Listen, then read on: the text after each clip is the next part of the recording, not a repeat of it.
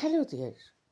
In 2011, Delhi experienced a pivotal moment when the famous social activist Anna Hazare launched a nationwide campaign for the Jan Lokpal Bill in Parliament to eradicate the pervasive corruption that afflicted various institutions across the political spectrum. Among the crowd was a young man, Arvind Kejriwal, dressed in a muffler and slippers, symbolizing the attire of the Indian middle class. He stood alongside Hazare, rallying a vast audience to demand the government's formulation of an anti corruption bill, signaling the commencement of a war against corruption. This marked Kejriwal's debut in political arena and he quickly became a significant figure in the Indian political landscape. However, his relationship with Anna Hazare deteriorated amid accusations of leveraging the campaign to launch his own political career. Kejriwal was often compared to Pakistan's Imran Khan, who was already battling the country's mafia politics, which had earned Pakistan a notorious reputation for corruption. The entire subcontinent was hopeful, believing two messiahs had emerged to rescue them from the scourge of kickback deals. Yet, as this article is being written, one is hiding at home while the other languishing in jail. Kejriwal's entry into politics was timely, as the public was fatigued by corruption, inadequate essential services, and disillusioned with traditional politics. His emergence represented a new hope for the working class population. The inclusion of notable figures such as lawyer Prashant Bhushan, the first female IPS officer Kiran Bedi, social activist and psephologist Yoginder Yadav, and journalist Ashutosh in Kejriwal's party indicated a shift towards politics led by ordinary, honest individuals, most of whom had a clean and promising background, dedicated to fostering a just and open society. On the one hand, the populace sought to rid themselves of the Congress dynasty, which was mired in scandals.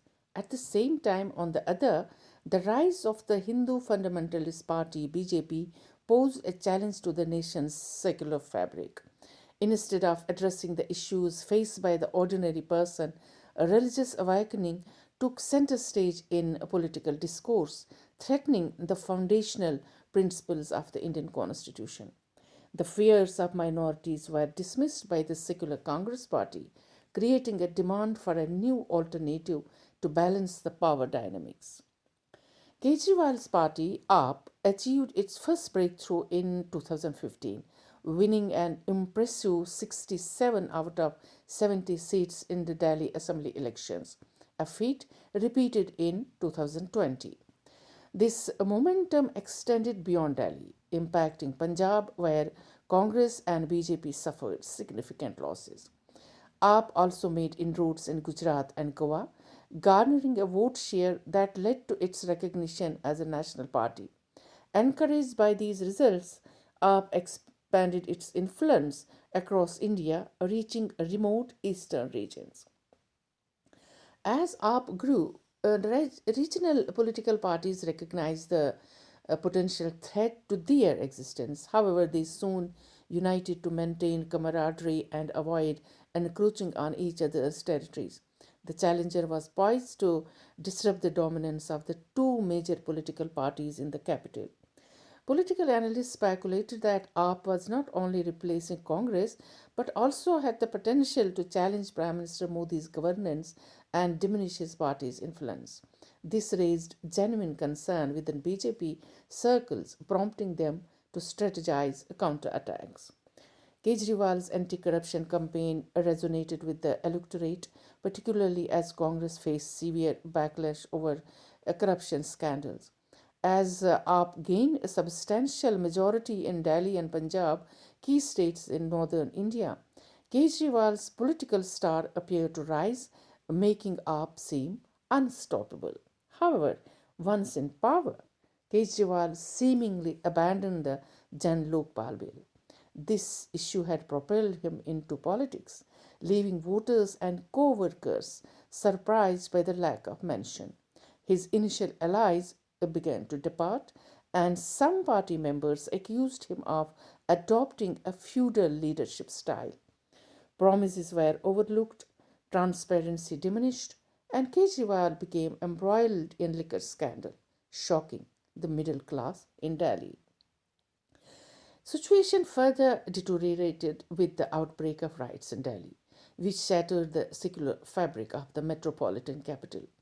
Kejriwal's silence during the violence and his failure to address the atrocities against Muslims were alarming. Instead, he visited temples and recited bhajans, seemingly attempting to outdo the BJP in appealing to Hindu voters. This shift raised questions about his commitment to secularism as he became entangled in religious politics, a realm he had once challenged. Rajendra Sethi, a social activist and former supporter of Kejriwal, remarked that Kejriwal, once seen as a secularist, began competing with Hindutva to attract Hindu voters at the expense of minorities, alienating those who prefer the BJP's straightforwardness. He emphasized the need for politicians to be honest with the electorate, stating that dual policies would no longer work with the public. Despite shifting stances on corruption, religion, and controversies, Kejriwal implemented significant public health, education, and transportation reforms in Delhi, earning international acclaim. However, his new official residence, dubbed Sheesh Mahal by PM Modi, contradicted the party's initial stance on simplicity, leading to severe criticism. The BJP capitalized on this during the election campaign, focusing on issues like garbage management and air quality in Delhi, which contributed to Kejriwal's defeat. He lost his seat in New Delhi and several close associates amid ongoing investigations into the liquor scam. At the same time, media coverage of Delhi's poor quality of life helped the BJP regain its footing after 2 decades of exile in the state. The election's aftermath left Kejriwal and AAP reeling from an unexpected defeat, debunking analysts' predictions of a sweeping victory. Following the BJP's triumph in Delhi, the party's influence in North India solidified, while AAP now faces serious challenges in Punjab, where Congress maintained a strong grassroots presence. The BJP has mobilized its network to undermine AAP in Punjab, with rumors of a soft coup, potential splits within the party, or poaching legislators to weaken their majority in the assembly. Punjab is not the final battleground for the BJP. It restructured its ground forces to undermine regional parties, particularly in the south.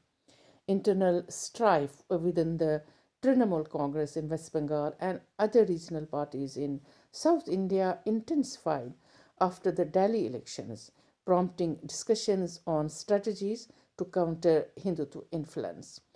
The future of the opposition alliance also came into question as tensions between Congress and AAP escalated following the election results. Some observers suggested that the rivalry between these parties ultimately facilitated the BJP's victory. Moreover, the Congress leadership, particularly Rahul Gandhi's performance, appeared unacceptable to some allied partners, including Trinamool's chief Mamata Banerjee. The alliance survival in the context of the BJP's re-emergence in the states remains uncertain. Despite the challenges, AAP received a commendable vote share in the elections, offering hope for the party's resurgence. However, whether Kejriwal can return with a new image and agenda and whether the public will accept him again remains doubtful. Yet, politics is an art of possibility. He may face imprisonment like Imran Khan of Pakistan, as the BJP government is unlikely to let him escape the repercussions of the liquor scam, a significant weapon in the arsenal of BJP. Analysts suggest that the voting day altered Kejriwal's fate, with Modi's strategy resonating well with Delhi voters at the last moment. Modi's symbolic gesture of taking a holy dip in Mahakumbh in Prayagraj on election day bolstered the BJP's remarkable victory. The Delhi election results highlighted a swift shift in the mindset of Hindu voters, indicating a growing acceptance of Hindutva ideologies. The political landscape has transformed in Delhi and nearly all states, with religion now taking precedence over critical issues like education, health, and infrastructure. This shift is attributed to Modi's vision of establishing India as a Hindu Rashtra, where another holy dip could suffice to fulfill his agenda. Thank you for listening.